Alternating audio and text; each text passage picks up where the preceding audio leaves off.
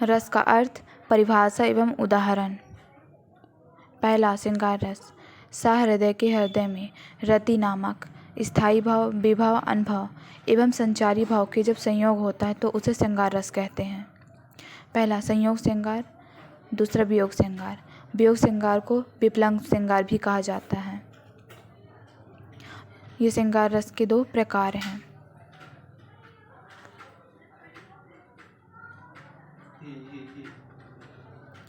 पहला, संयोग श्रृंगार। जहाँ नायक एवं नायिका के मिलन का वर्णन होता है उसे संयोग श्रृंगार कहते हैं। उदाहरण, राम के रूप निहारत जानकी, कंगन के नख की परछाई, याते सभी सुधि भूली गई, कर टेकी पर टारत नाही। यह संयोग श्रृंगार का उदाहरण है। संयोग श्रृंगार, इसमें नायक नायिका के मिलन का वर्णन किया जाता है। दूसरा, वियोग श्रृंगार।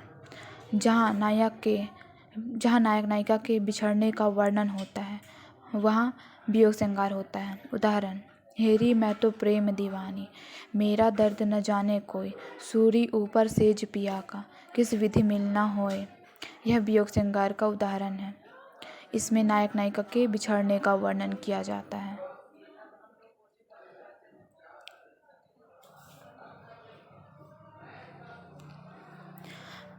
दूसरा, हास्य रस। सहृदय के हृदय में हास्य नामक स्थायी भाव, विभाव एवं अनुभव संचारी भाव के संयोग को हास्य रस कहते हैं।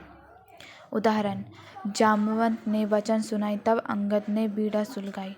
यह हास्य रस का उदाहरण है। इसमें हंसी का वर्णन किया जाता है।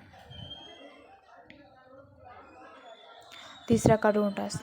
सहृदय के हृदय में शोक नामक स्थायी भाव, विभाव, अनुभव एवं संचारी भाव के संयोग को करुण रस कहते हैं। उदाहरण, हाय रघुनंदन प्राणपति है, तुम बिन जियत बहुत दिन बीते, राम राम है राम पुकारी, हम ही देख दिनीस पर डारी।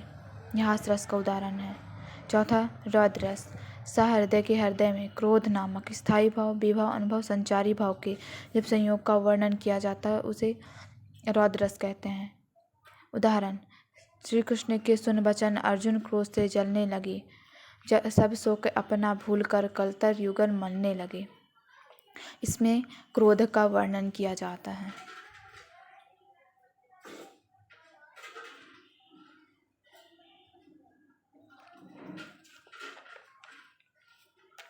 वीर रस। पांचवा, सहृदय के हृदय में उत्साह नामक स्थायी भाव, विभाव, अनुभव एवं संचारी भाव के संयोग को रौद्र रस कहते हैं, वीर रस कहते हैं। उदाहरण, रघुकुल रीति सदा चली आई, प्राण जाए पर वचन न जाए। यह वीर रस का उदाहरण है। इसमें ज़्यादातर वीरता का वर्णन किया जाता है। भयानक रस। सहृदय के हृदय में भय नामक स्थायी भाव, विभाव, अनुभव संचारी भाव के संयोग को भयानक रस कहते हैं। उदाहरण, नाथ बदूरा काल शरीरे, कुंभकर्ण आवत रणधीरा।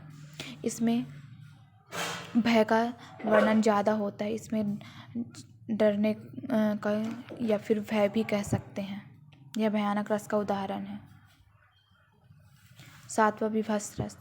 सहृदय के हृदय में जुगुप्सा नामक स्थायी भाव, विभाव, अनुभव एवं संचारी भाव के संयोग को विभत्स रस कहते हैं। उदाहरण, सिर पर बैठो काग, आँख दो खाद निकालत, खींचत जो मही स्तार, अतिथि आनंद उर पर धारत।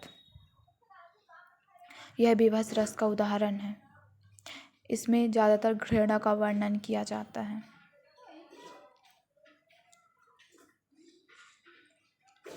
आठवां, विभत्स रस। सहृदय के हृदय में विभत्स नामक स्थायी भाव, विभाव, अनुभव एवं संचारी भाव के संयोग को विभत्स रस कहते हैं। उदाहरण, बड़ी अचानक नंदी अपार, घोड़ा कैसे उतरे पार, राणा ने सोचा इस पार, तब तक चेतक था उस पार। इसमें सोचने का ज़्यादा वर्णन होता है। यह विभत्स रस का उदाहरण है। शांत रस नामक सहृदय के हृदय में निर्वेद नामक स्थायी भाव, विभव, अनुभव एवं संचारी भाव के संयोग को शांत रस कहते हैं। उदाहरण: राम नाम की लूट है, लूट सके तो लूट, अंत काल पछताएगा जब प्राण जाए छोट। यह शांत रस का उदाहरण है। इसमें निर्वेद का अधिक वर्णन किया गया है। 10वां वात्सल्य रस। सहृदय के हृदय में वात्सल्य नामक स्थायी भाव, विभव, अनुभव, संचारी भाव के संयोग को वात्सल्य रस कहते हैं। उदाहरण: मैया मोरी मैं तो माखन नहीं खायो। यह वात्सल्य रस का उदाहरण है। इसमें ज़्यादातर लोरी का वर्णन किया जाता है।